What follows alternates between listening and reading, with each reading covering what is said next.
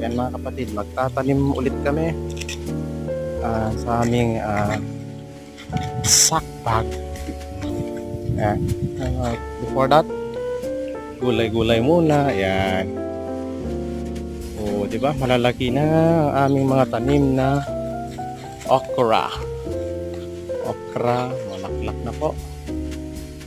Aming mga kangkong. Para spinach. Yan.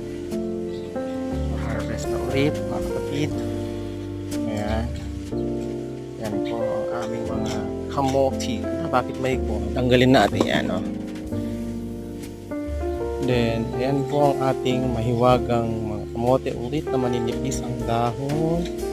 Ayan yung mga malalaki. Ayan yung dahon malalapad. Lugpati. Ayan po pahabol po ng mga okra namin.